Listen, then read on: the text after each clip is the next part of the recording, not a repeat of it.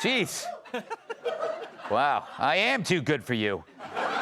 It's Friday, so you know what that means. Let's welcome tonight's guest. He's the guy who rents the convertible Sebring. Fox and Friends first host, Todd Pyro. She's got Southern charm and can do you harm. Co-host of The Bottom Line, Fox Business, Dagan McDowell. He's like his razor blades, easily replaceable. Comedian and founder of Western Razor Company, David Angelo. And her favorite bedtime story is The Bill of Rights. New York Times bestselling author, Fox News contributor, Cat Tube. All right. Before we get to some news stories, let's do this.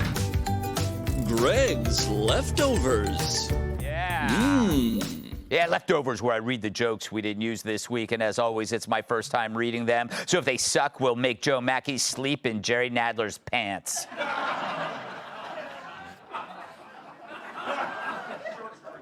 It was a rough day for Joe Biden as he called Zelensky Putin and Kamala Harris Trump. Hey, I've done the same thing. Just the other day, I mistakenly called Joy Behar Shamu. But it's pretty insulting referring to the Ukrainian president as his opposite. That's like referring to Joe Biden as the president. Yes.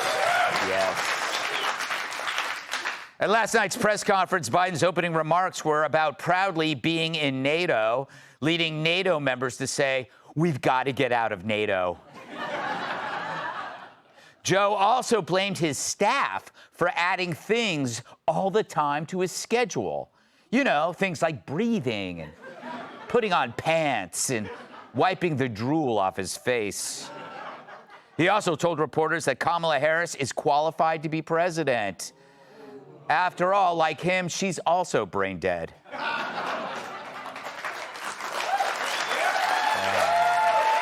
Gets worse. The DNC chair claims that last night Joe put on a master class. Master class? Well, maybe if the class is titled How to Terrify World Leaders by Having Nuclear Weapons and Dementia. Biden supporters claim that the president didn't completely bomb at the presser on Thursday. Their evidence? He didn't ask Lloyd Austin to park his car. Racist. Very racist. And last night, when a reporter asked Biden how he would respond to Donald Trump mocking Joe Biden's age and his memory, Joe said, "Listen to him." I think people are, Joe. Sources say the president hasn't met with his cabinet in 9 months, although he did have a 45-minute conversation with a credenza.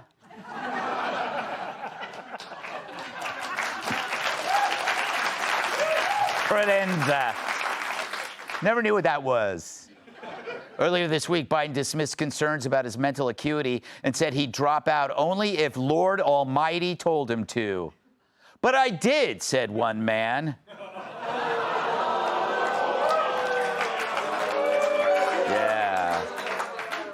A radio station admitted to editing an interview with Joe after his campaign asked they remove answers that made him sound foolish.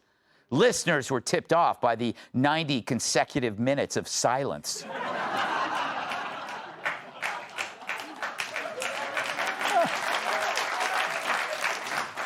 This week, View co-host Whoopi Goldberg said she'd still vote for Joe Biden even if he poops his pants. A Biden spokesperson replied, "Consider it done." One after the other. We're packed tonight. According to a new survey, 24% think Biden is mentally sharp. The other 76% of voters think that 24% is retarded. I didn't say it, they did. Earlier this week, President Trump accepted Biden's challenge to play golf, But then Joe changed his mind because he's already had enough strokes.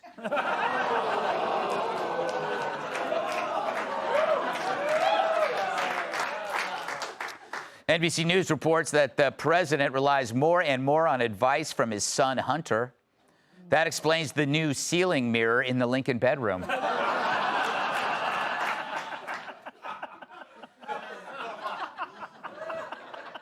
Kevin Bacon hired a makeup artist to disguise him as a regular person to see what it would be like not to be famous.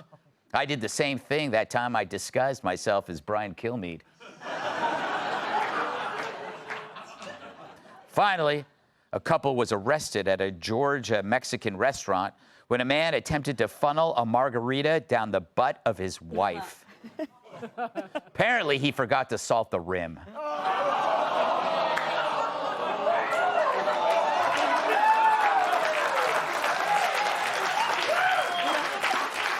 right. Yeah. Won't get that on Special Report. To the news. So Trump's not Adolf Hitler, making the Democrats full of shitler. For years now, we heard Trump's an existential threat to democracy. Hell, Nancy Pelosi even had it tattooed on her forehead. He's the worst thing that could ever happen to the world, worse than nuclear war, soccer, or having to share a bathroom with Whoopi Goldberg. He's a Nazi, a dictator, an authoritarian. He leaves the toilet seat up, doesn't close his mouth when chewing, and has sex with ugly porn stars. But it turns out the Democrats really don't think that at all, at least not behind closed doors. New York Times writer Ezra Klein is revealing what top Democrats are privately telling him. Roll it. People are like weighing this set of things. Like it's, it would be quite unpleasant for me personally to come out against the president as a elected official in the Democratic Party, and weighing what will happen if Donald Trump wins and saying, in a revealed preference way, I can live with Donald Trump winning.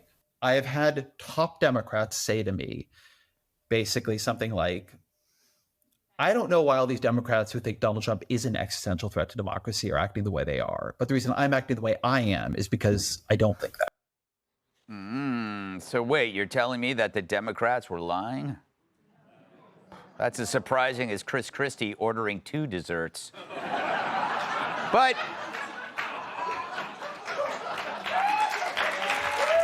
why do you like those jokes? But it's worse than lying. The Trump is Hitler hoax was also a dangerous lie that demanded action by those who believed it. Because if you're convinced you're fighting Hitler, then you have the moral imperative to stop him at any cost. You could dox, lie, cheat, punch, harass. After all, to obey laws when fighting Hitler, that would be immoral. The result, they created a monster that was as real as the Trump-Hitler hoax was not. They became the hateful monster. But this hoax is the peak on a pyramid of hoaxes that are now all collapsing because they were all dependent on each other.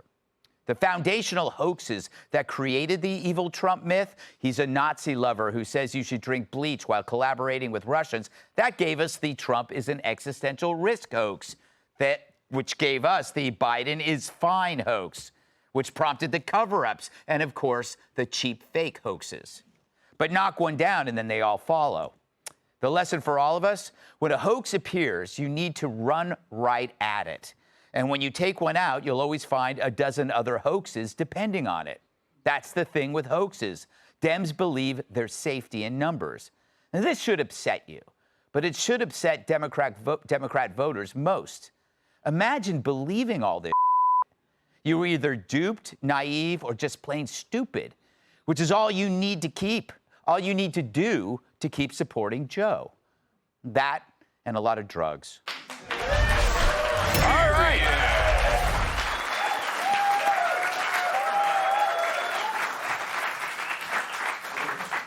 It's the no-tie Todd. Fresh off of work, gonna head to the local lounge, toss back a few. Then I'm going to go golf. Yeah. Then I'm going to go to Brooks Brothers. Yeah. And do other white people things. Yes. By the way, I can't believe I escaped the monologue unscathed Yes. for the first time in years. Yes. I decided to go light on you because later I'm going to Sure. destroy you. What did you make of Ezra Klein admitting that Trump isn't really Hitler and that they knew that all along? There are two parts to that. I'm going to break these Democrats into two categories, normal and really liberal. I know a lot of the people, there's no normal Democrat, but hear me out on this. I think the normal Democrat, for that person, they're like the regular Republican, the regular independent, the regular American. They know deep down in their heart of hearts, Donald Trump wants lower taxes, lower crime, a closed border. And they know that that platform is not a threat to democracy, even though they have to, put the party line out there like, oh, Donald Trump democracy. It's the far, far lefties for whom open borders, socialism, and having criminals roam free throughout the country terrorizing is their dream of democracy. So when you view democracy as that, yes, Donald Trump is a threat to that. But that's not democracy. That's insanity. And Donald Trump has pointed that out. And you were so right to point out he runs into the hoax, shoots it down. And that's why he's about to have a convention where he crushes it. The Democrats are struggling right now. Their entire party's in disarray. That's why the Republicans are on top right now. Oh, there you go.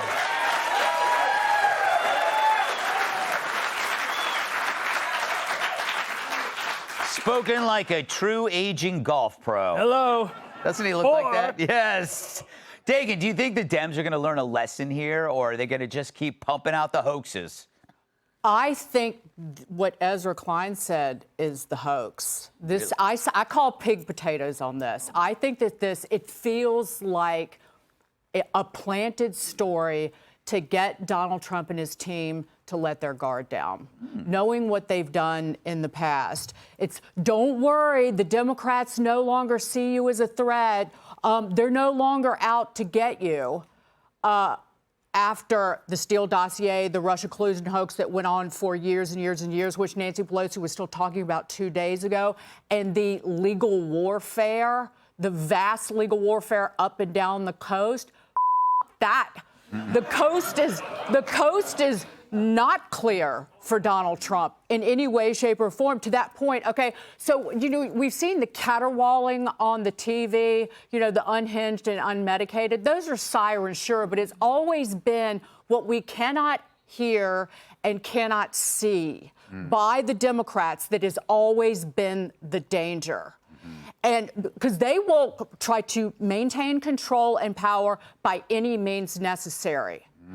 And on that note, Joe Biden ought to be walking around in a memory foam onesie. Yeah. Because the big swinging scrota of his party, you know they're planning a slip and fall. Yes. Hey, Joe, they call on the phone.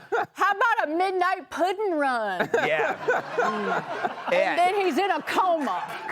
It's true. I agree. Yeah, it does feel like the makings of a Columbo episode. In the first segment when they meet with the aging president and then he slips in the bathtub and there's no witnesses. David Angelo, you're an astute political observer. I'm dying to hear what you think is going on here with these hoaxes. Well, ultimately, I'm just a humble razor salesman, Greg. I don't want to oversell it, but yeah, the hoaxes. I mean, it's been everything. It's Trump's a Russian agent. We went through that for a few years. Oh, Hunter's laptop is Russia. We went through that then, oh, Joe Biden is fine. We did that, and then recently they dropped the guard on that. So, yeah, you can say he's Hitler. But, look, if someone's really bad, you don't compare him to, first of all, he was already president. Yeah. So you can't really scare us into, we already did this. Yeah. We've seen this movie before. And if he was really bad, you don't need to compare. They weren't comparing Hitler to Hitler. Yeah. You know what I mean? Yeah. That's true. And they weren't. That's true. Who was the free Hitler? Yeah, no one in Germany was like, hey, this Adolf Hitler guy, he could be the next Leopold III, you got to be careful. He was Hitler. You Yeah. know, there was no comparison. Yeah, that's true. They're always doing this. Yeah, we need a BH and an AH before Hitler and after Hitler when you're That's making. basically what it is.